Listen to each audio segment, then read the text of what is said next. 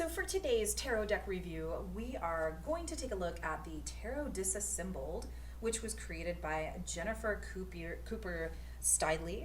She is on Instagram or Facebook as Ferocious Inc., and she can be reached at www.ferociousinc.com.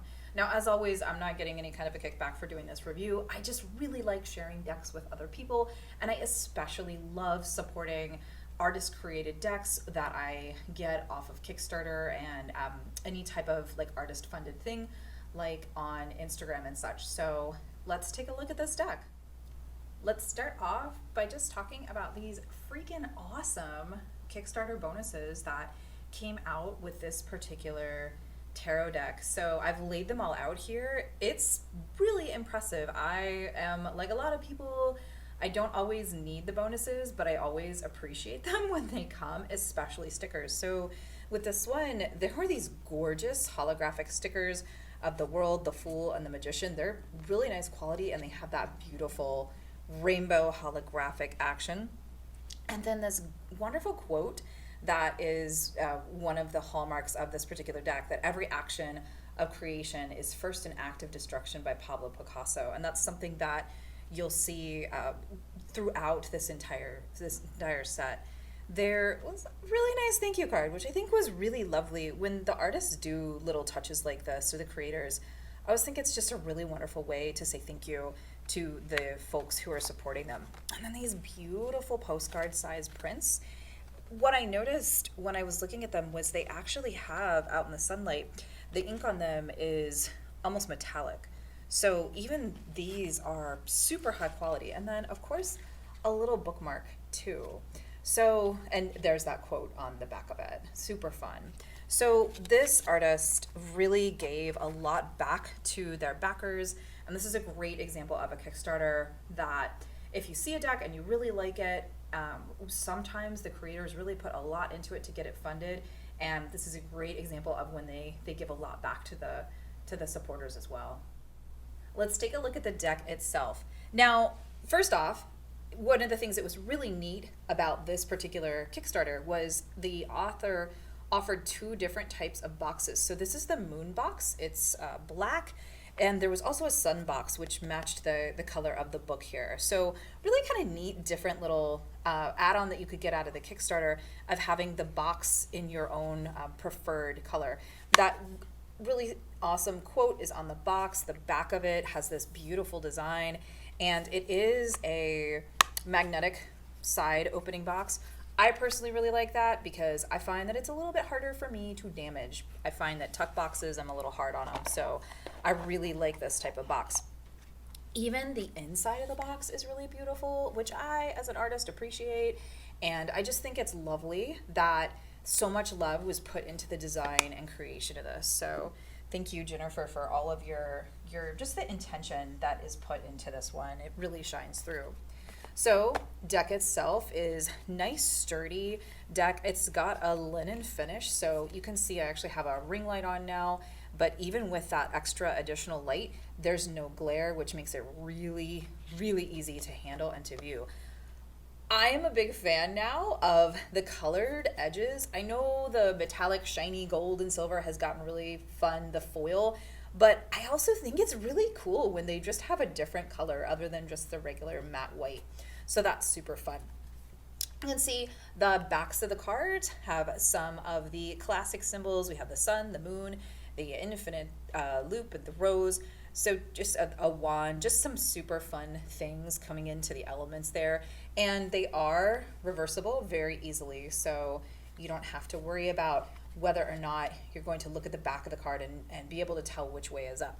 Now, here's the fun thing about this deck. So this deck was really conceived as one that would help readers learn more about the cards from a symbolic standpoint. So there's very little human imagery on these cards. Some of them don't have any at all. So here we begin with the Fool. So we see that classic dog element that we see on so many of the Fools, as well as the mountain, the staff, the sun, the Traveler's Pack, the rose. Each one of these cards has so many of the elements that if you've been reading cards for a while, you've probably seen, but you may not recognize, or or excuse me, you may recognize them, but you may not quite know what they are. So here we have the High Priestess, and there's that pomegranate, and of course the columns and the moon. The Empress, we have her shield and the crown, the staves of wheat, the water, and the pomegranate once again. So each of these cards really just fantastic in terms of the symbols being on here, being present, so that you can see them very clearly and identify them very clearly as well. And I love the Lover's card.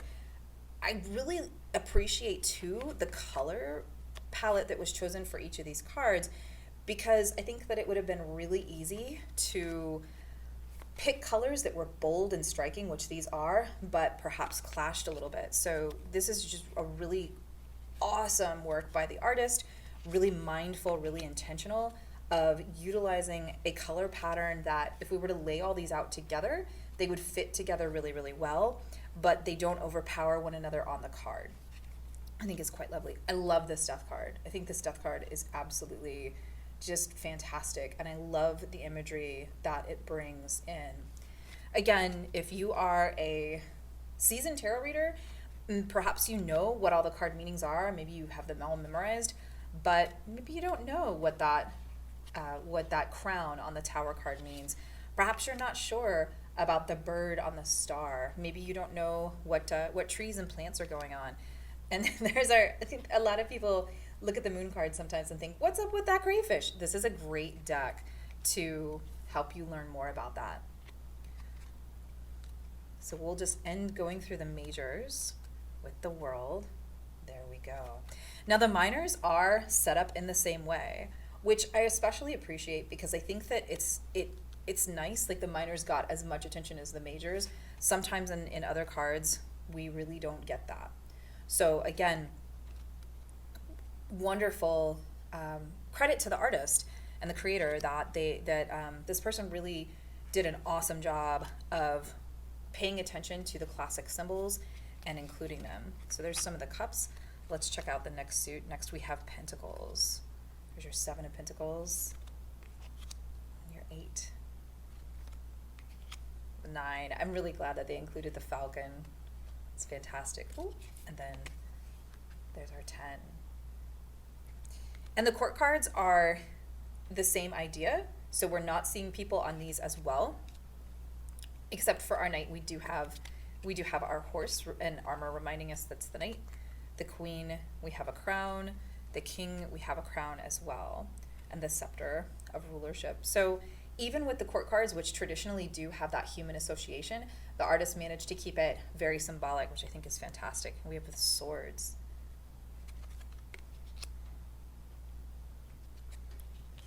And, oh, yes. This is lovely because this card in particular, the 3 of Swords, is very easy. It would have been very easy for them to just stick the swords in the heart and actually make it into a card that we might see in a standard deck. So I really appreciate the fact that they pulled those swords out and made them into the same symbolic framework that they have going on in the entire deck. Beautiful. Let's take a look at the wands. There we go. There's our wands. Awesome. I'm laughing because that definitely has the 5 of Wands energy to me. And that's another thing too that I really am enjoying about this deck. Sometimes when we get specialty themed decks that are symbolic like this, or have some type of other overarching energy, they may not carry the signature energy of the card, and that's okay. That's definitely something that every artist can leave open to their own interpretation, of course. But with this deck, I think that the artist did a really great job of capturing a lot of the energy of the different cards as well. A couple more wands, and then we'll take a look at the book. Let's see how that 10 is. Oh, yes. Awesome.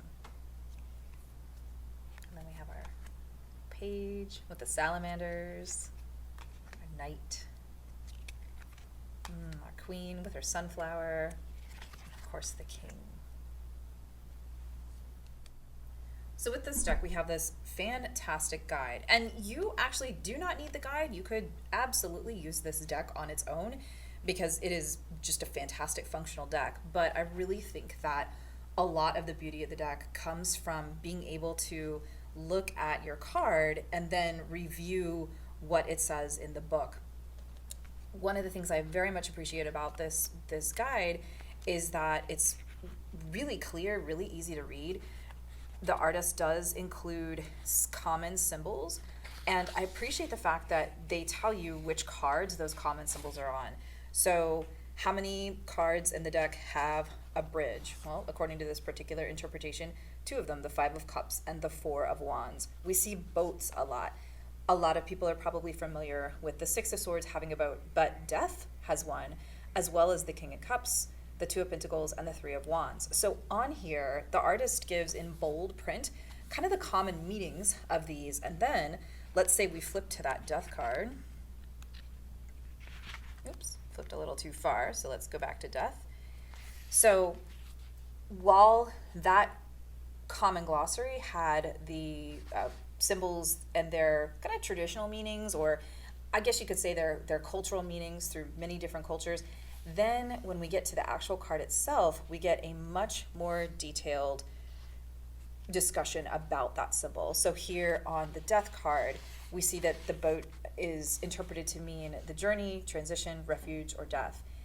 I love the fact that this artist talks about mythology in here. So in this particular entry, they're talking about the idea of the Greeks with Charon ferrying souls across the river Styx into the underworld.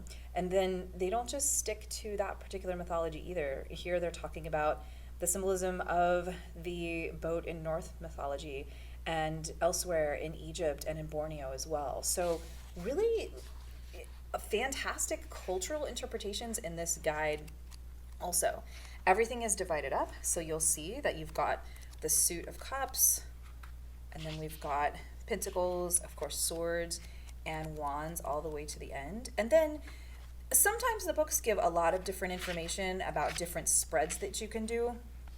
This author gave a couple ideas, but I especially appreciate that they focused on exercises and spreads that would key in directly to the symbols. And I think that that's quite lovely, because really, if you're getting this deck, chances are you are a reader that knows quite a bit about tarot, and this is a great way to expand your knowledge for sure. So the book is in black and white, which for me isn't any kind of a problem at all. I appreciate the fact that everything is very clearly laid out. We've got the keywords, astrological associations, planetary associations, elemental, and then the symbols. So this book isn't going to necessarily tell you what the card means off the bat. It's going to walk you through all of the symbols, and then at the end we have a quick take about what each of these cards means. Again, in the introduction of this book, the author says that they're not really a professional writer, but I think they did an amazing job. And for a Kickstarter, this particular Kickstarter gave so much bang for their buck. I highly recommend this deck. I think especially if you're wanting to learn tarot or you're working to learn tarot, this would be a great addition to your library.